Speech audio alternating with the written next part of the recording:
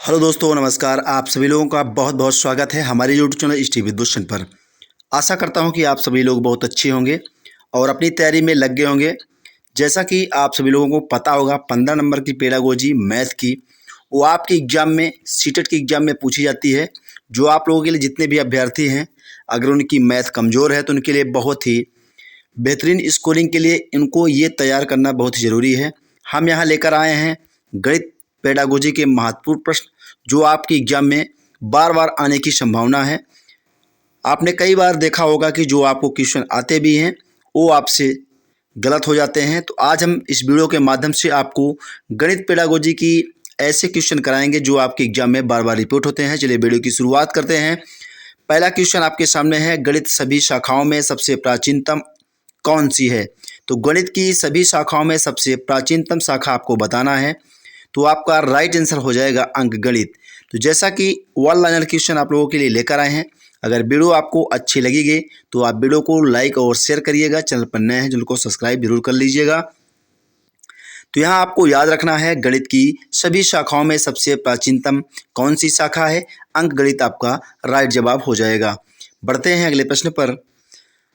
अगले प्रश्न की बात करते हैं, रेखा गणित में प्रायोगिक स्तर पर प्रयुक्त होने वाली शिक्षण विधि आपको बतानी है। तो आपको याद रखना है, प्रदर्शन विधि होती है रेखा गणित में प्रायोगिक स्तर पर प्रयुक्त होने वाली शिक्षण विधि। तो आपको प्रदर्शन विधि आपको याद रखना है। अगला प्रश्न है, एक अच्छी मूल्यांकन विधि वह है जिसमें देखा जाए। तो अच्छी मूल्यांकन विधि आपको याद रखना है कि बालक के व्यवहार में परिवर्तन करने की विधि आपकी सबसे अच्छी मूल्यांकन विधि है।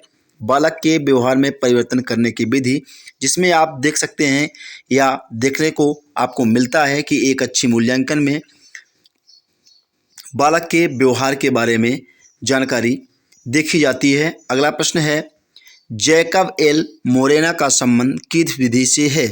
तो ऐसे प्रश्न आपके एग्जाम में आकर के आपके एग्जाम के स्तर को कठिन बनाता है और आपके समय की जो है अधिकता को कम कर देता है। तो ऐसे प्रश्नों को आपको गंभीरता से लेना है, अच्छे और सटीक जानकारी के साथ आपको याद रखना है ताकि एग्जाम में गलतियां कम हों। तो जैकब एल मोरेना का संबंध आपकी समाजमिति विधि से है, आपको याद रखना है।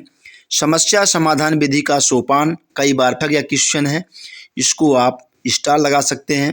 निष्कर्ष निकालना आपका समस्या समाधान विधि का सोपान माना जाता है। गणित विषय की विशेषता आपको याद रखना है, तर्कपूर्णता, परिणामों की निश्चितता, शुद्धता। आपके एग्जाम में क्वेश्चन बार बार रिपीट हुए हैं, इनको आपको 4 ऑप्शन देके आपसे पूछा जा सकता है, A B C D, B C D, इस तरह तर्क संकेत में आपको देकर के आपसे पूछा जा सकता है। तो आपको इस तरह याद रखना है, इनके आगे पीछे का क्रम जो आपको क्रम में करके आपसे एग्जामिनर पूछ सकता है। तो अच्छी तरीके से आपको याद रखना है, किसी भी तरीके से घुमा फिरा के आपसे क्वेश्चन एग्जामिनर कर सकता है, आपको परेशान होने का सकता नहीं है। आप अच्छे तरीके से प्रिपेयर हो जाएं। चिंता, बोध, तर्कशक्ति, विश्लेषण की क्षमता बढ़ाने वाला विषय आपको बताना है। तो गणित याद रखना है आपको, जब भी आपके एग्जाम में मैथ्स पेडागोजी में इस तरह के क्वेश्चन आए, चिंता, बोध, तर्कशक्ति, विश्लेषण की क्षमता बढ़ाने वाला विषय, तो आपको गणित याद रखना है। वेरी इंपॉर्टेंट क्वेश्चन है।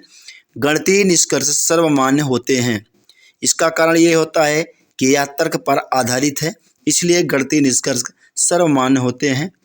अगले प्रश्न की बात करते हैं, शिक्षण उद्देश्यों का क्रमिक वर्गीकरण किया गया है। तो किनके द्वारा शिक्षण उद्देश्यों का क्रमिक वर्गीकरण किया गया है? जब कभी आपसे पूछा जाए इस तरह के क्वेश्चन तो आपको बखूबी अच्छे तरीके से याद रखना है, क्योंकि बहुत ज़्यादा कन्फ्यूजन होता है इस तरह के प्रश्नों में। ब्लूम द्वारा शिक्षण उद्देश्यों का क्रमिक वर्गीकरण किया गया है। ब्लूम टेक्सोनॉमी का अंग नहीं है। तो ये बुद्धि ब्लूम टेक्सोनॉमी का अंग नहीं है, क्योंकि बुद्धि का जो विश्लेषण किया है टर्मन ने किया है, आप सभी जानते होंगे। अगर आपने पढ़ा है तो नहीं पढ़ा तो आपको याद रखना है। संश्लेषण विधि के संदर्भ में कौन सा तथ्य गलत है? आपके एग्जाम में इस तरह के प्रश्न आने की संभावना ज़्यादा होती है कि कौन सा तथ्य गलत है, कौन सा तथ्य बच्चे के लिए बहुत ही उपयुक्त है। तो बच्चे को केंद्र में रख के आपको हर एक प्रश्न का उत्तर देना है और क्वेश्चन को बड़े ही ध्यान से पढ़ना है। किसमें आपका नहीं के बारे में पूछा जा रहा है, यानी कि आप कह सकते हैं कि जो आपसे प्रश्न किया जा रहा है उसमें आपके नेगेटिव है या पॉजिटिव कथन की बात करता है, तो कथन पे आपको विशेष ध्यान दें। विश्लेषण से पहले प्रयुक्त होती है, तो विश्लेषण से पहले आपकी संश्लेषण विधि प्रयुक्त होती है, ऐसा ये तथ्य गलत है। इस तरह के क्वेश्चन आपके एग्जाम में आते हैं। तो इस तरह के क्वेश्चन करने के लिए आपके पास 4 ऑप्शन दिए होंगे, उसमें आप सही तरीके से समझ पाएंगे। इसलिए हम इस तरह के क्वेश्चन को थोड़ा सा पेंडिंग में रख सकते हैं। अगली बार जो आप लोगों के लिए वीडियो आएगा उसमें आपको ऑब्जेक्टिव टाइप्स में करा के विश्लेषण पूर्वक आपको समझाया जाएगा कौन सा सिद्धांत प्रयोजना विधि का नहीं है। मूल आपका ये प्रयोजना विधि का सिद्धांत नहीं है। बहुत ही इंपॉर्टेंट क्वेश्चन है ये। दैनिक पाठ्य योजना के निर्माण में सम्मिलित होता है। कौन कौन सी चीज़ें दैनिक पाठ्य योजना में सम्मिलित होती हैं? तो दैनिक पाठ्य योजना के निर्माण में आपके विषय वस्तु का चयन, शिक्षण उद्देश्य का निर्धारण, शिक्षण विधियों का निर्माण, ये आपके दैनिक पाठ्य योजना के निर्माण में सम्मिलित होता है।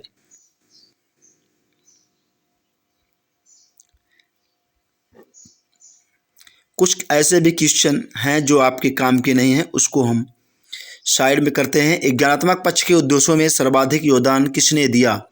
तो ब्लूम ने ज्ञानात्मक पक्ष के उद्देश्यों में सर्वाधिक योगदान दिया है। तो यहाँ से आपको ये याद रखना है।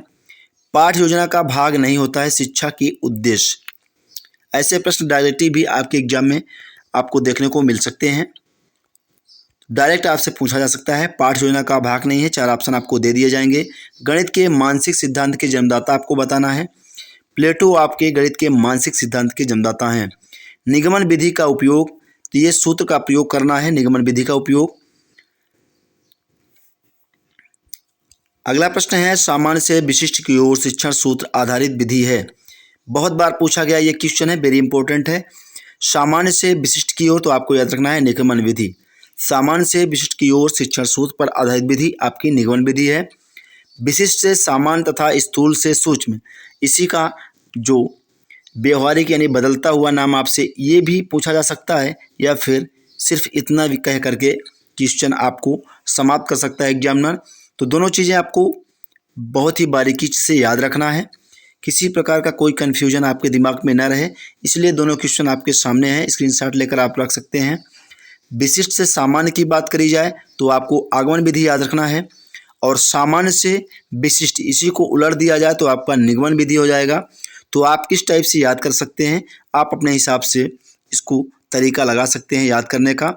स्थूल से सूक्ष्म, यानी कि इसके साथ आपको ये भी मिल सकता है, इनको हटा के आपसे इसको पूछा जा सकता है। तो हम दोनों चीज़ें आपको एक साथ देने का प्रयास कर रहे हैं। स्थूल से सूक्ष्म या फिर विशिष्ट से सामान्य की बात जब भी की जाए तो आगमन विधि आपको याद रखना है। बढ़ेंगे अगले प्रश्न पर। अगला प्रश्न है, गणित शिक्षण के प्रेरणात्मक सिद्धांत के सूत्र हैं। सजीवता का सूत्र होता है गणित शिक्षण के प्रेरणात्मक सिद्धांत।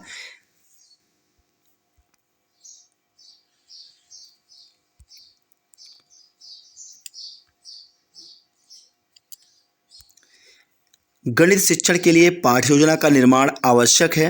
तो विषय वस्तु का विकास सुव्यवस्थित ढंग से किया जाता है, इसलिए पाठ्य योजना का निर्माण बहुत ही आवश्यक होता है, क्योंकि इसी के द्वारा आप विषय वस्तु का विकास और सुव्यवस्थित ढंग तैयार कर सकते हैं।